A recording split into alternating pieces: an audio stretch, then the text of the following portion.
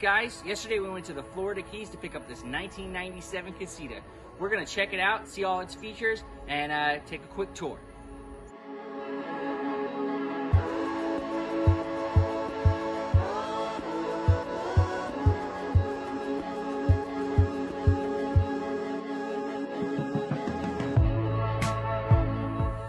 So here we are at the Casita, just taking a look.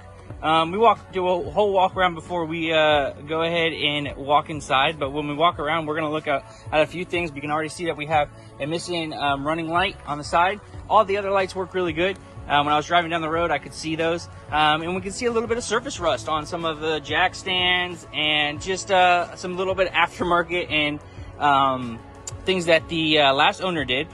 So right here you can see that we used to have a hot water heater, and he replaced it with, looks like a firebox, but it is just a wood box here. And then on the back they put a bike rack, took off the spare tire, and put another, it looks like a gearbox on the back as well. So couple things that are a little more custom on this guy than you would see normally. And then up top again, we have another, looks like a rain guard that he put in. He was a guy who worked on boats, so he kind of knew what he did with fiberglassing. It looks good. It does look a little DIY, but I'm really happy with his work. So Casita's a little bit different on hooking it up to the ball of your truck. You're gonna see a lot, compared to a Scamp, you're gonna see a little bit of a difference in the gap of the frame. I do love this frame a little bit more. However, if you have a truck or that's sitting a little bit low, you wanna be careful as you go pick these up, because especially if you have plumbing, your plumbing might drag on the ground. We're going to take a look at some of the plumbing underneath. So looks like he has been well maintained and has been keeping up with his plumbing. You can tell that this guy actually kind of knew what he was doing a little bit. And we got all fresh new PVC under here, and it's looking really nice. Again, a little surface rust on the frame itself, but nothing too serious as we crawl under. All right, so now that we're under the Casita, we can see all the plumbing. It looks like, that, again, this guy took really good care of all of his plumbing. You don't see him dripping on the pipes that he might have like wiped off or anything. We want to make sure that all these releases that are everywhere are working very, very well, and it looks, again, very good. We want to take a look at the tank itself to see if there's any cracks, anything that maybe popped up and hit those while you were down the road, but it looks like it's in good condition. And then once again, Casita, instead of a Scamp, is all one piece. So any cracks in the fiberglass, it looks like it's going to fall apart. Anything that looks very concerning, we want to take a look here. Again, poke around, push around. It all looks very solid, and it is a 97, so it's not too old when it comes to these campers and fiberglass. But again, still want to get under there, poke around, and take a look. Next is this axle. You can see that these tires are a little bit bigger than you would see on a Scamp, and look at that space. Man, that is beautiful. The gentleman I bought it from said that he just recently put on a new axle about 2 years ago, and that's pretty good for an axle, the life of an axle. And so you're gonna have a lot of life left in this axle here. But we're gonna go ahead and crawl under again, and you can see, wow, that is a beautiful axle. It has brakes, but you can see that the brake line has been cut. So boom, that's something to know about. So we want to make sure that we go ahead and reattach these brakes so when we get back on the road, and our brakes are working really good. And I felt that on the way back from the Keys. I knew there was something going on there. So you really want to get on top of this roof up here. It's a tall roof. You can see this guy put a vent cover over his fan, exhaust fan, and it's a "We're Off" little turtles. That's pretty cute. So they got that up there, and then makeshift awning this guy made. Not too much of a fan of homemade awnings, so if you are, then it's good, but it's a big awning. He showed me it when I picked it up. I mean, this awning is, humongous, and a lot of shade.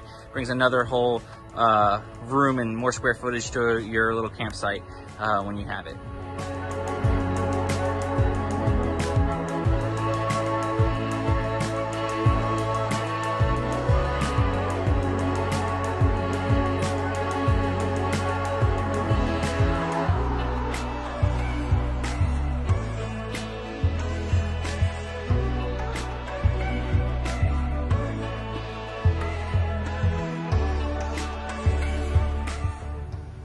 So the floors have been redone in this Casita. You can see that they have been completely redone, and he has made the back bed into a permanent bed. The things that we want to look for when people make stuff into a permanent bed is how well he did in their craftsmanship. So we'll go ahead and flip these cushions over and take a look at what we got underneath. So we can see that he did a pretty good job. I mean, this guy felt like he knew what he was doing. When I walked into his house, he had a wood shop. It looks really, really nice. All of his gear is underneath. Again, it looks really good, and we're really happy with the way that things are set in nicely, and his cuts. So if it is a DIY, we just want to make sure that he did it nice and correctly, and that looks good on the bed. This Casita has a bunch of cabinets, which most of them do all the way around. So you can see that all of these cabinets are in good condition. They all are locking correctly. I drove all the way down, all the way back from the Keys to Jacksonville, Florida, and none of these were open when I stopped. This one also has the dinette on the side that turns into a bed, which I really, really like, and that way you don't have to kind of convert your bed back and forth. Over here we have our sink, which he has some pieces of wood. It looks like he kind of made to cover up the sink, which looks really nice, as a cutting board, and then a stove as well. And then he made it so he has this pin so that it will lock right back in.